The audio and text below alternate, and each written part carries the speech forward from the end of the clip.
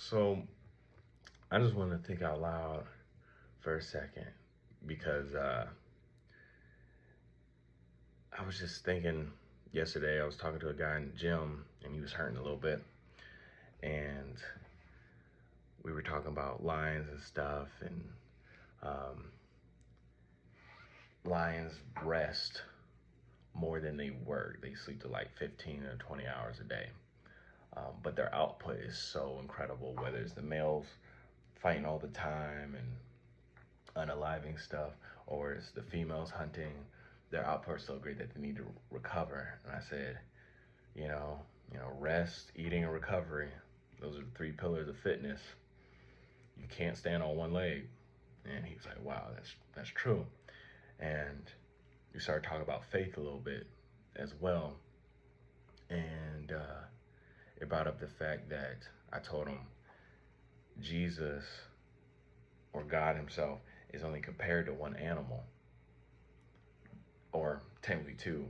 He's only compared as with the eagles or the lion. And the lion is the king of beasts, right? And that comes from his attitude, his courage, his willingness to fight. But then, like, I started to think a little deeper. I was like, oh shoot, there's even more revelation to it. And Jesus called the Lion of Judah. I'm like, there's got to be more reasons than just like the courage to come against evil. And I began to think about it. I was like, oh shoot, lions have a high cub mortality rate. More than 50% don't make it because other animals make sure they get rid of them before they become the king. Just like in the movie Lion King, everybody was attacking Simba when he was young. Jesus,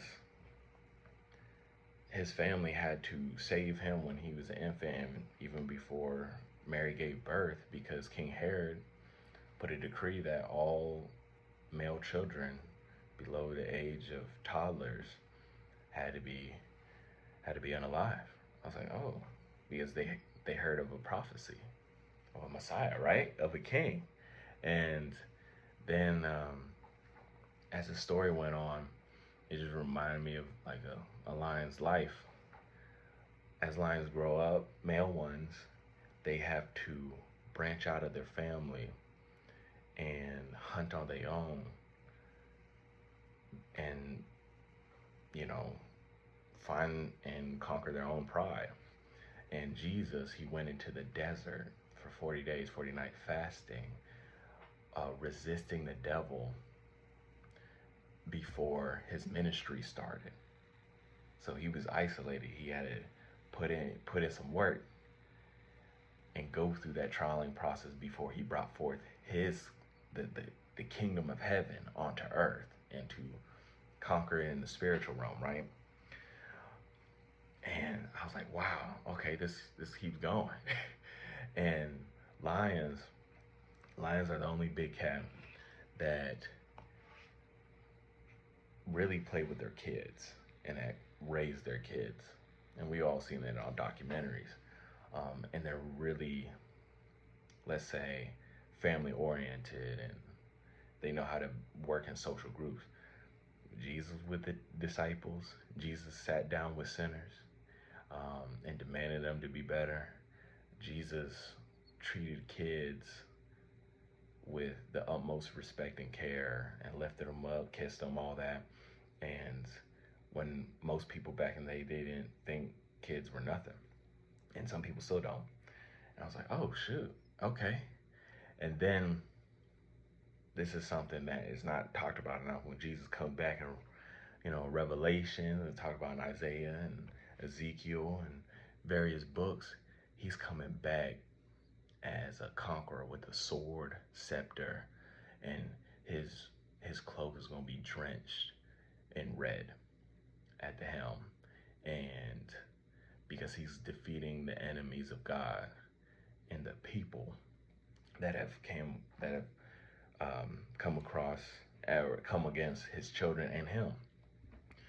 And lions, when they take over a territory, they have to not get rid of the old male And the Bible talks about the devil prowls around like a roaring lion seeking to devour. So and the devil is the principality, is the prince of this world. He's ruling this world. So he's coming back to get rid of that old lion. And then he's getting rid of the children that follow him, that follow the Satan. And lions, they get rid of, the cubs that were born by the other male. And it's just a takeover. And just and that's not talked about enough. He's coming back as the Lion of Judah. He left as the lamb, the sacrifice, but he's coming back as the lion. And it was just so crazy to reflect on these thoughts of like just a portion of why the lion reflects God in these aspects, and why it's one of the only animals compared to our loving Savior. And the thing is too, for anyone who thinks Jesus was a pacifist and all this other stuff, he wouldn't, or the extreme, I would say hippie Jesus, marshmallow Jesus, he wouldn't be compared to a lion if he was soft like that. He could play with kids, he could love on people, but there's still a lion in there. He flipped tables, and he's coming back with a sword. And he loved us so much that's why he's coming back with a sword, to defend his children, keep us, and to set a whole world anew. So, yeah, the Lion of Judah is the lion for a reason.